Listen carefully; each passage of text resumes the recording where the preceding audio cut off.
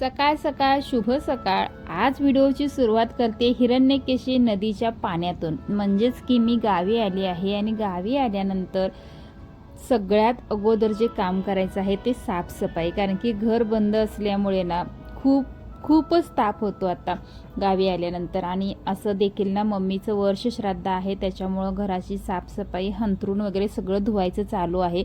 आज ना सकाळी 9:30 वाजताच मी, माझे पप्पा, दादा, बहीण, चुलत भाऊ हे सगळेजण आम्ही ना नदीला आलेलो आहोत. म्हणजे आमच्या घराच्या एकदम जवळच पाठीमागच्या बाजूला अशी हिरण्यकेशी नदी आहे. खूप मोठी नदी आहे, घाट पण खूप सुंदर आहे.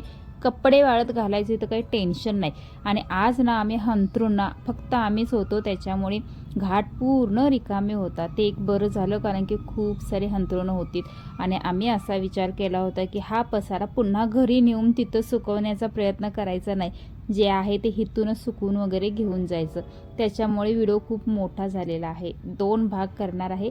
तर हे ना पहिलं माझं हे सगळं बाकीचे चादऱ्या वगैरे सगळं दादानं, पप्पानी, बहिणीनं वगैरे मोठे मोठे होते ना, तर ते सगळं धुवून वगैरे जवळपास 3 ते 4 तास झाले आम्ही नदीवरतीच आहे. आणि फायनली ना ताई वगैरे, कारण की अजून बाजारला वगैरे जायचं आहे, त्याच्यामुळे ताई पप्पा वगैरे सगळी घरी जाऊन पुन्हा आलेत माझा डब्बा घेऊन.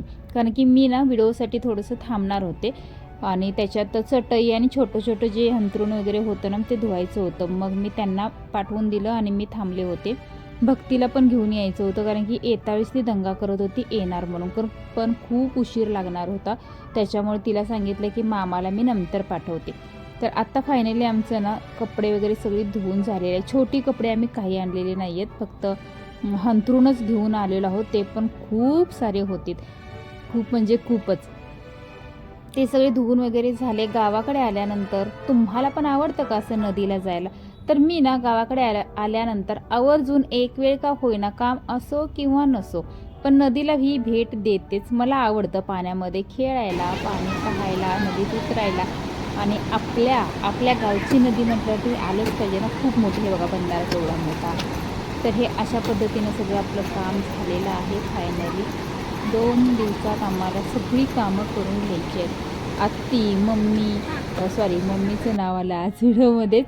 तर असं मी आता काय रिटेक करणार नाही आहे. मम्मीचं नाव आले तर राहू दे.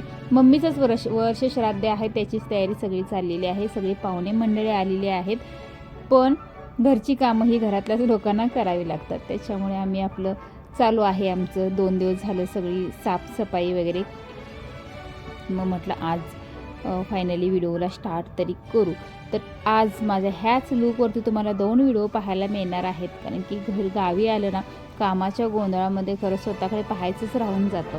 तर फायनली इकडे माझं झालं. आणि बूट ना माझे आज का घातले होते माहिती, इथे बारीक बारीक खडी आणि वाळू आहे ना, ती पायाला टोचते, त्याच्यामुळे मी बूटच घालून आले होते. सगळी माझ्याकडे बघत होती माहिती आहे का बूट घातल्यामुळे. तर आता ना हे सगळं झालं आहे. दादा आणि पप्पा पुन्हा आलेले आहेत माझा डब्बा घेऊन. तर थोडंसं आपण खाऊन घेऊया. काय वहिनीनं दिले माहिती आहे का, ते पण तुम्हाला दाखवते. चला पहिला सावलीला जाऊया, कारण की कडक उन्हामध्ये मी काळी झालेली आहे. खरंच कलर माझा चेंज झाला आहे. 3 ते 4 तास सल्लग उन्हामध्ये असल्यामुळे ना थोडंसं होतं. तर इकडे ना पूर्ण अंग ओलं झालं आहे. पण पहिला पोटोबा, खरंच खूप भूक लागलेली आहे. तर इकडे वहिनीनं आमच्या डब्बा पाठवून दिला होता, तर मी थोडंसंच पाठवून द्या, फक्त चपाती भाजी पाठवून द्यायला सांगितली होती.